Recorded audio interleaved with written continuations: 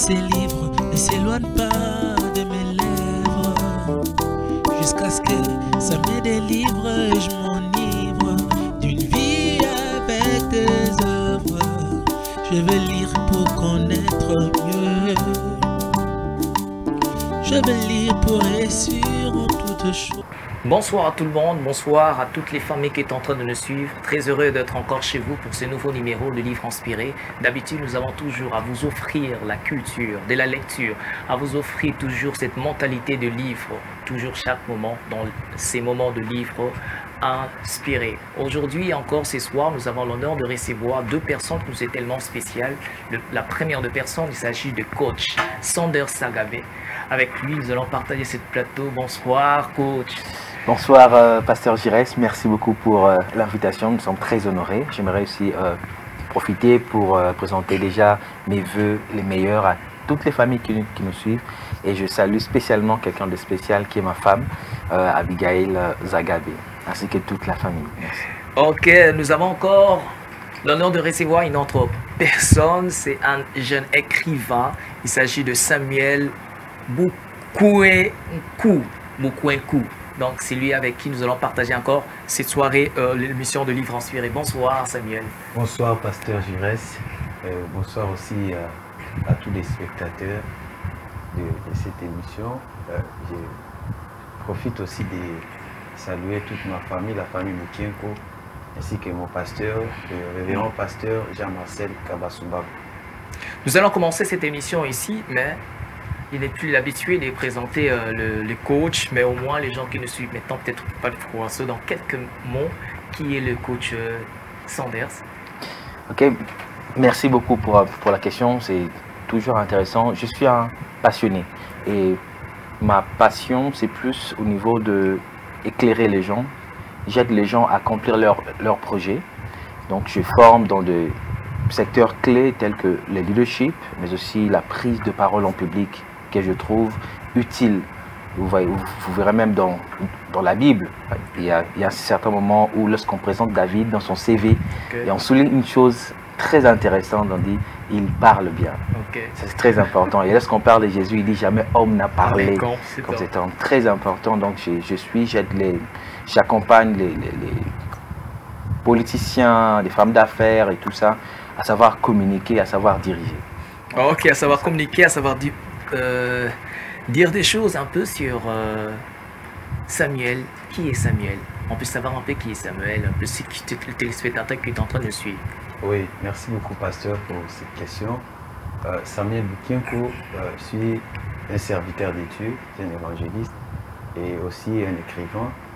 J'ai tellement de la passion pour la lecture et écrire. Voilà un peu de la manière où je me présente.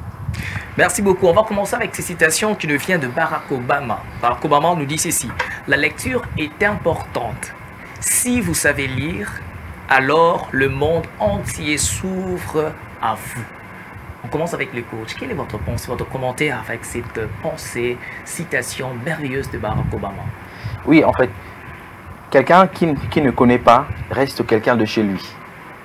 C'est-à-dire, lorsque vous êtes ignorant, vous allez croire que les gens devraient, ou les gens qui ne sont pas dans votre milieu, ou les gens qui sont loin, tout le monde devrait nécessairement manger le tsakamadesu. Si vous êtes dans ça, si quelqu'un ne mange pas ça, vous décidez de l'éliminer. Parce que pour vous, c'est ça la perception que vous avez de l'humanité. Lorsque vous lisez, vous devenez ce qu'on appelle un global citizen, c'est-à-dire un citoyen du monde. Vous savez ce qui se passe dans l'autre et vous savez comment vous adapter dans chaque contexte dans lequel vous vous retrouvez. C'est ça l'importance de la lecture. Ça vous donne 36 solutions pour un seul problème. Et maintenant, il dit, la lecture est importante, point. Si vous savez lire, alors le monde entier s'ouvre à vous. J'ai comme l'impression que si vous ne savez pas lire, la lecture n'est pas importante et le monde ne s'ouvre pas en vous.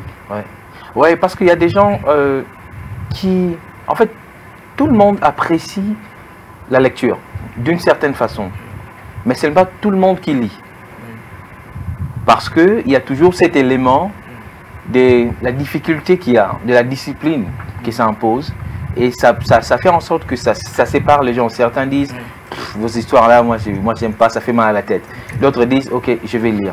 Mais si vous savez lire, c'est-à-dire, si vous savez supporter la souffrance de la lecture, vous allez découvrir que derrière cette souffrance, il y a toute une puissance. Et ça vous aide à maîtriser parce que vous découvrez les principes même de la vie. Parce que la vie, comme disait Jim Rohn, la vie est difficile, mais elle est simple. Elle est simple, oui. Qu'est-ce qui rend la vie simple? Ce sont les principes. La vie a ses principes. Okay. Si vous connaissez ces principes, vous les mettez en pratique, les choses marchent d'elles-mêmes. Je reviens chez Samuel. Barack Obama dit la lecture est importante. Si vous savez lire, alors le monde entier s'ouvre à vous. Quelle est votre analyse, votre pensée par rapport à cette citation? Oui, encore une fois, merci beaucoup pour cette question, pasteur.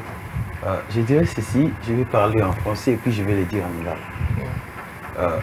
Le monde est verrouillé par ce qui est écrit. Si la personne sait quand même lire, il va déverrouiller le monde. Même dans les endroits où il n'y a pas de personnes, il y a des écrits et des signes. Okay. Donc la personne qui sait lire peut comprendre le monde qui est en face de lui. Je le dis en lingala. Mokili kobanana nzambe ye moko a verrouillé a ondira tiango kadena na oyo komama. Soki mutu ayebi kotanga akoko yeba ndenge mokili eza pe ndenge ezotambola. Ata na bisika oyo batu bazalaka te. Okuti esika wana policier te mutu te, il y a au moins des écrits qui peuvent t'indiquer que ici tu peux entrer, ici tu ne peux pas entrer. Ici c'est un endroit où public, ici ce n'est pas un endroit public, c'est un endroit privé. Donc les écrits sont là pour nous orienter et pour mieux connaître le monde.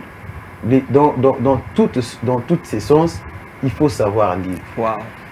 Super. Pour connaître tout, il faut savoir lire. On va commencer avec cette première question. Nous sommes tellement en train de chuter à l'année. Nous sommes à la fin de l'année. Les entreprises commencent à faire leur bilan annuel. Et même aussi sur le plan individuel, cela est nécessaire.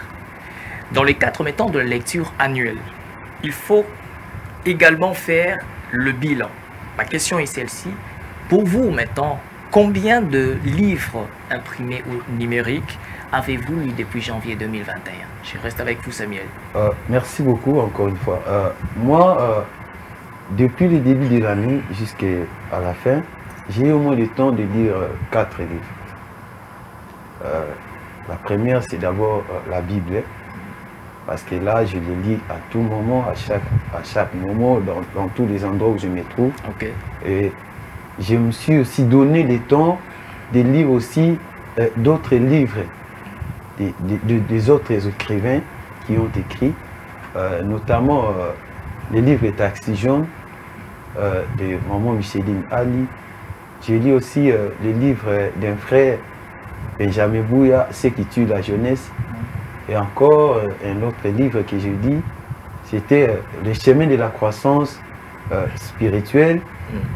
Voilà. Mais restons seulement dans cette même pensée, l'idée, avec une vision évolutive aujourd'hui de la lecture, comparée aux années précédentes.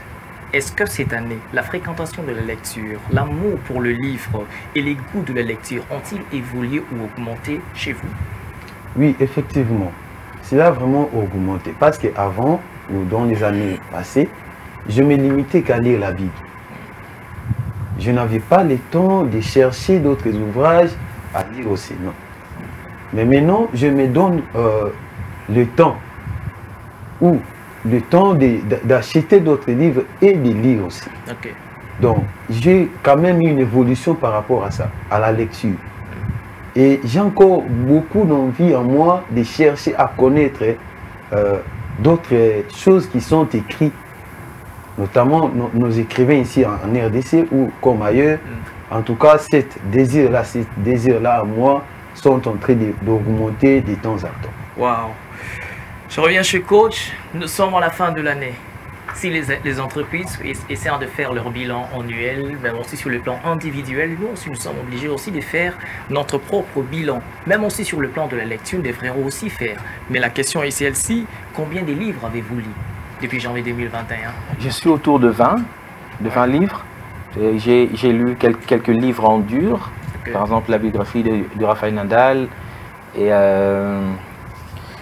puis pas mal d'autres livres que j'ai chez moi à la maison, mais la plupart de mes lectures, c'était plus des livres numériques. Je suis tombé sur un livre de Servant Leadership, donc le leadership de service.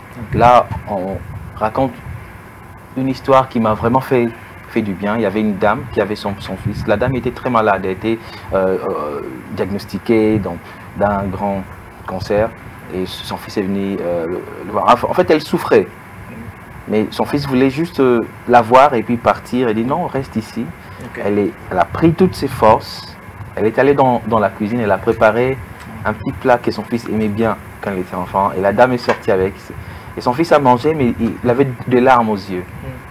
Et la conclusion était, le leadership, des fois, c'est pas le fait de diriger Volkswagen ou de diriger Facebook avec des millions de personnes, mais c'est le fait de faire du bien à la personne qui est juste aux côtés, de redonner l'espoir. C'est un peu ça. Et je pense qu'avec mon travail, tout ce que j'ai fait, mon goût pour la lecture a augmenté. Mais aussi, je suis en train d'entrevoir une plus grande discipline pour prendre du temps dans la lecture, mais pas seulement lire, mais aussi écouter des livres. Parce que plusieurs ne savent pas, il y a beaucoup de livres qui sont maintenant traduits en audio, que vous pouvez écouter, ça améliore aussi votre diction et beaucoup de choses dans ce sens-là. Donc mon goût pour la lecture ne fait qu'augmenter parce que ça m'aide dans mes formations, dans mes entretiens avec les gens, ou même en famille, à avoir de la hauteur face aux situations qui arrivent et avoir toujours une réponse. Ça, c'est ce que j'aime avec la lecture. Wow! Donc, le faire attention, les goûts de la lecture doivent aussi évoluer, ce qui est tellement important pour que chaque année ne puisse pas devenir toujours la même. Donc, il faut que chaque année se diffère de notre manière de lire de livres, la fréquentation avec le livre, l'amour avec le livre doit être différent des autres années. Aujourd'hui, notre thème, c'était retenir ce qu'on lit. Il y a beaucoup de gens qui nous ont écrit en disant que je suis en train de lire, mais je ne comprends pas, je ne lis, je compte même si je lis, mais je ne retiens pas ce que je lis. C'est alors qu'aujourd'hui, nous aurons à parler de retenir ce qu'on lit. On commence avec le coach. Il y a des personnes qui lisent et comprennent, mais ne retiennent pas ce qu'ils lisent. Qu'est-ce qui fait qu'on ne retienne pas ce qu'on lit? La première chose qui fait qu'on ne retient pas ce qu'on lit, c'est parce qu'on veut lire pour retenir. C'est une très mauvaise attitude de s'approcher d'un livre avec l'idée de mémoriser un livre. Vous n'avez pas besoin de mémoriser un livre. Vous avez juste besoin de comprendre la pensée principale du livre et de trouver un moyen pour l'appliquer. Il y a certains ouvrages qu'on ne lit pas nécessairement, mais que l'on consulte. Vous pouvez ouvrir la table de matière, vous cherchez exactement comme dans un supermarché, qu'est-ce que vous voulez, et vous allez directement vous consulter. Et vous revenez de temps en temps. Ça, c'est la première chose. Donc, n'approchez pas un livre avec l'idée de vouloir mémoriser, mais approchez un livre dans l'idée de puiser des idées. La deuxième chose, c'est que Dieu, dans son amour, nous a dotés d'un outil puissant. C'est le plus puissant de tous les outils et que l'homme ne pourra jamais créer. C'est notre cerveau. Si il y a des choses que tu as vues depuis que tu avais 5 ans, que tu gardes fraîchement dans ta mémoire, donc il y a des choses que tu lis dans des livres qui sont restées quelque part dans ta mémoire, peut-être dans ta mémoire passive. Alors la chose, quelquefois, ça demande une activité pour que ce que tu as lu puisse venir. C'est comme si vous emmagasinez les choses, mais vous ne savez pas où les utiliser. Mais le jour où l'opportunité se présente, c'est là que vous vous rendez compte, oh, mais j'ai bien fait de lire alors. Ouais. Vous voyez, c'est que j'ai lu dans ce livre, ça arrive, mais c'est que c'est cette phrase ici, j'ai vu là-bas, cette phrase ici, j'ai pris là-bas, ça arrive dans une interview de travail, dans quelque chose. Donc, le plus important, c'est de croire d'abord en soi-même. Croire que ce cerveau peut mémoriser des choses. Et troisièmement, être capable de résumer ce que vous lisez. Ok. Vous voyez? Donc, vous devez sortir de cette idée de mémoriser. Deuxième chose, croire, avoir une attitude positive par rapport à votre cerveau. Et troisième chose, quand vous lisez une section ou une portion, vous pouvez résumer de votre manière. Ok. Je vais revenir à vous, coach, mais je voudrais vous dire ceci, il y a Samuel qui a écrit ce merveilleux livre, Si je savais connaître de maintenant. C'est un merveilleux livre que j'ai eu à pénétrer. Il est aussi l'auteur de ce merveilleux livre. Il est aussi devant nous. Nous allons lui poser une question de ces merveilleux livres. Vous dites ceci, Samuel. Sur la page, vous dites ceci. Si je savais connaître de maintenant. Vous dites que pour ne pas arriver à se poser ces genres de questions, il faut nécessairement connaître avant l'action. Ma question est celle-ci. Donc, la connaissance d'un fait doit précéder l'action, ou d'abord, il faut qu'on puisse connaître avant qu'on puisse agir. Oui, je vais répondre ceci. Avant de tout faire, il faut d'abord connaître. Okay. Donc, la connaissance vient d'abord avant de tout. Il y a d'abord la connaissance. Même Dieu, quand il a dit à Adam et Ève, il a dit à Adam, le jour où tu mangeras de cet arbre, le fruit de cet arbre, ces jours-là tu mourras. Donc, Dieu d'abord a instruit à Adam. À ce moment-là, la mort n'existait pas encore. Mais la connaissance était déjà là. Que si tu touches à ça, si tu manges ça, tu mourras. Et quand l'action est venue, Adam n'a pas écouté, il a posé l'action d'aller toucher et de manger ce qui était interdit. Il a négligé la connaissance. Oui. C'est-à-dire, la connaissance vient toujours avant. La connaissance doit précéder l'action. Oui. Okay. Il y a encore une autre question, bien sûr, votre livre toujours. Vous dites ceci sur la page 27. Vous dites, à chaque fois que l'on veut faire quelque chose en bien ou en mal, on doit réfléchir au moins 2 fois. Oui. Ma question est celle-ci. Est-ce que ceux qui échouent n'ont pas tous réfléchi 2 fois avant d'agir? Bon, j'écris au moins 2 fois, il faut réfléchir, mais je ne détermine pas.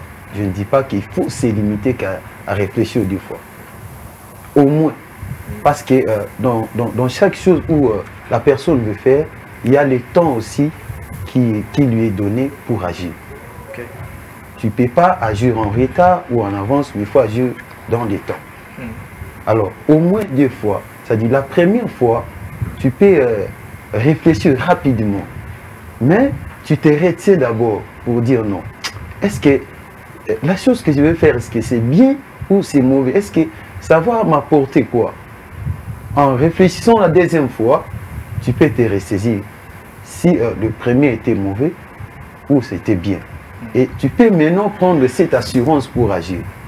Mais je ne suis pas en train de limiter parce qu'il y a des personnes qui réfléchissent rapidement seulement. Hein, il n'a pas pris des précautions qu'il fallait et puis agir. Non. Au moins, c'est-à-dire pour vous rassurer, hein, il faut réfléchir 2 fois ou plus. Mais il faut réfléchir pour agir selon le temps qui vous est donné. Il faut réfléchir pour agir selon le temps. Il faut d'abord réfléchir. Coach, nous revenons vers vous toujours sur notre thème sur retenir ce qu'on lit. Existe-t-il de méthodes pour retenir ce qu'on lit et apprend? Et si vous pouvez peut-être nous citer des méthodes pour retenir ce qu'on lit ou se souvenir de ce qu'on vient d'apprendre? Ouais.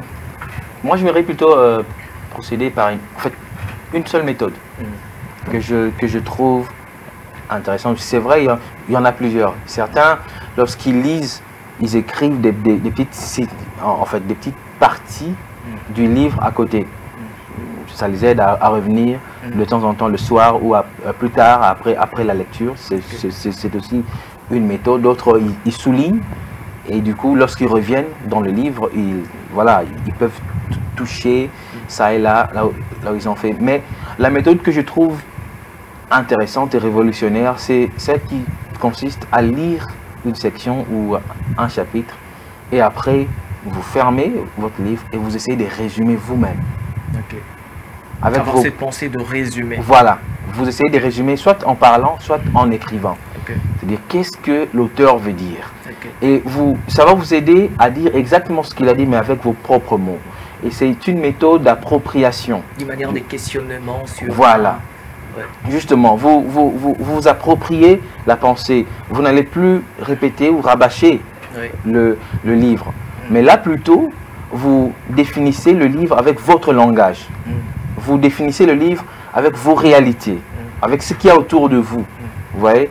Parce que quelquefois, des histoires telles que la Bible, tout ça, ça a été écrit dans une autre culture. Ok. Et quelquefois, pour mieux comprendre ça, il faut ramener ça dans notre culture, dans nos nourritures, dans tout ce qu'il y a. Et quand vous donnez ces exemples-là, vous voyez clairement ce qui était l'idée derrière. Ok. Il y a une question que je vais poser à Samuel. Est-ce que quand on est en train de lire rapidement, est-ce qu'on peut-on retenir quelque chose quand on lit rapidement? D'abord, il faut savoir que pour bien lire, il y a des règles. Il y a des règles françaises qui sont établies pour bien faire la lecture. Alors, lire rapidement ou pas, moi je dirais qu'il faut que la personne lise selon les règles qui sont établies. Respecter tout ce qui est comme règles de la lecture. Et maintenant, en lisant rapidement, en respectant, il peut retenir quelque chose? Il peut retenir, ça dépend des mémoires des uns ou des autres. Chez une autre personne, il peut retenir quelque chose. Mais chez d'autres personnes, il ne peut rien retenir. Nous le voyons bien même dans les églises. Quand il y a le lecteur qui est là, s'il lit rapidement, il y a d'autres personnes qui comprennent. Il y a d'autres personnes qui ne comprennent pas et qui ne peuvent rien retenir.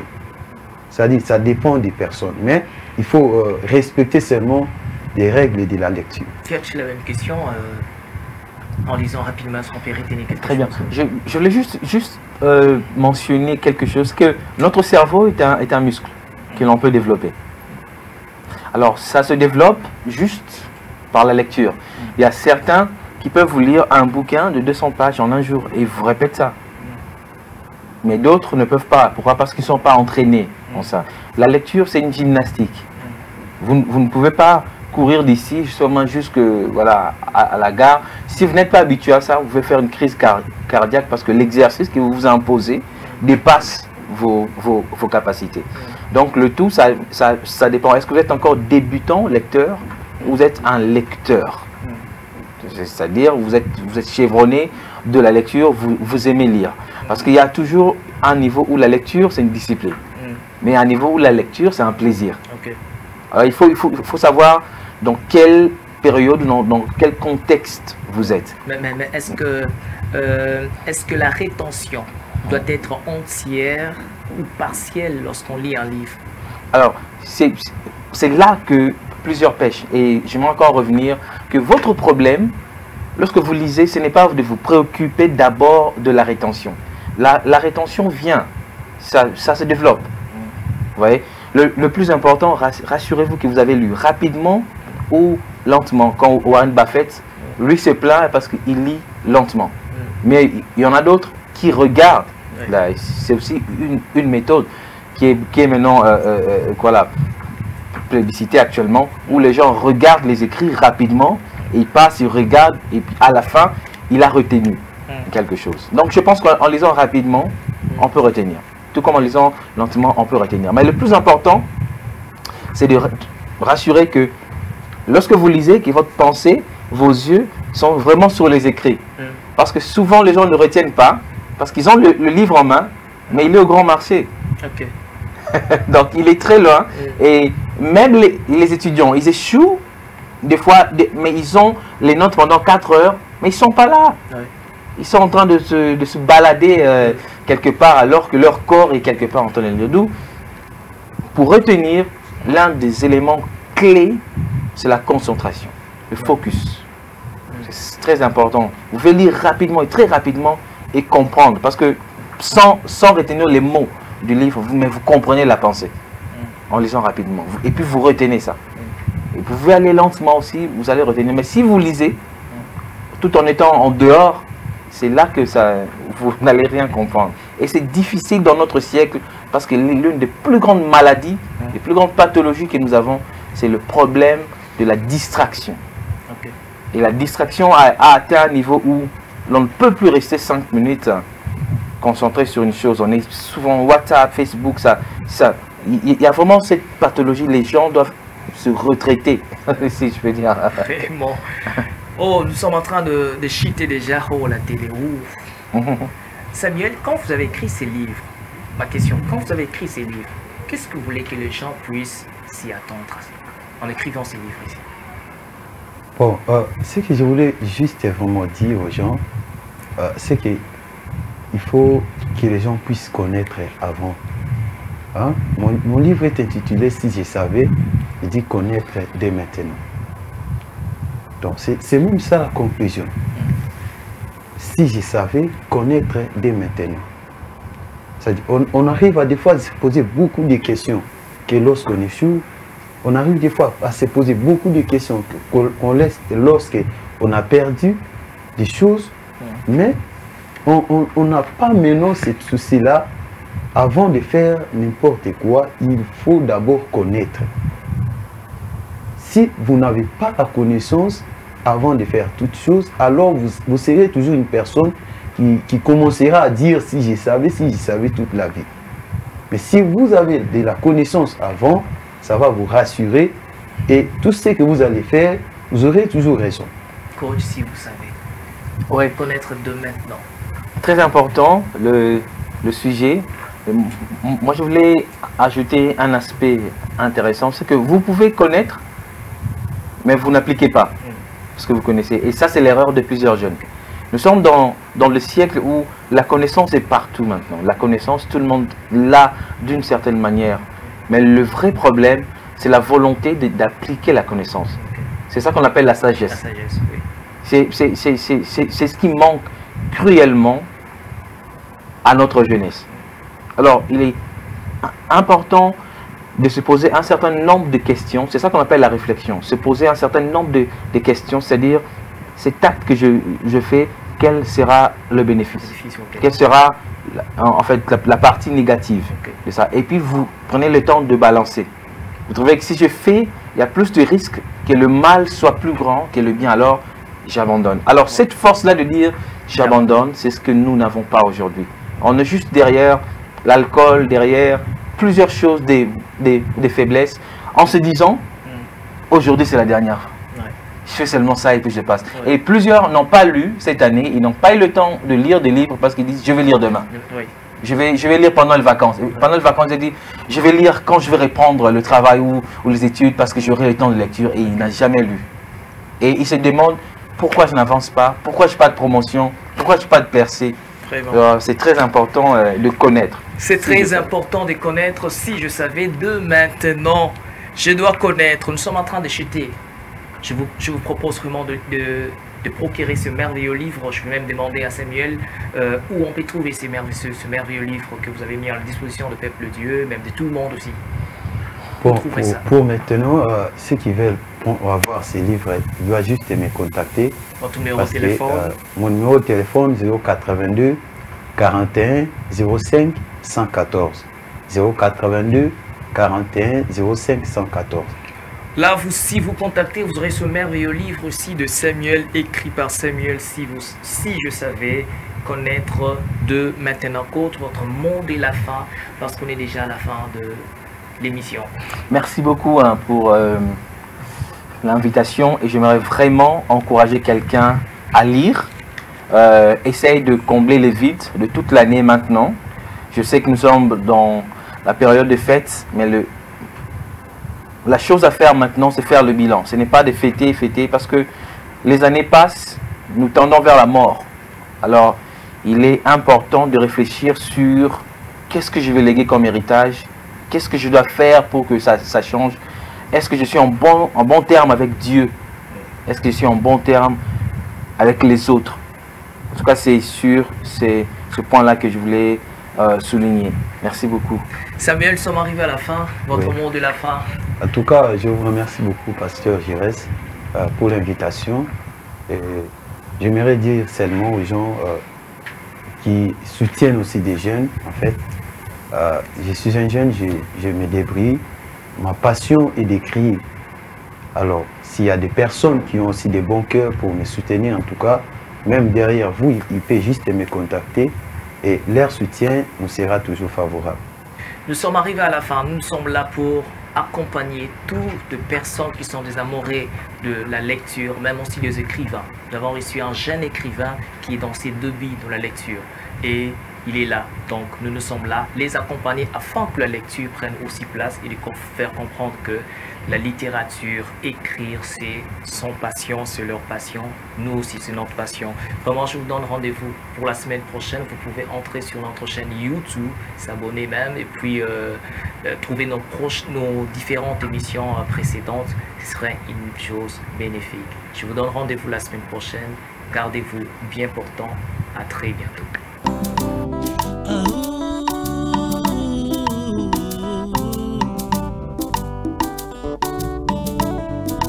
Que ces livres ne s'éloignent pas de mes lèvres, jusqu'à ce que ça me délivre et je m'enivre d'une vie avec des œuvres. Je veux lire pour connaître mieux, je veux lire pour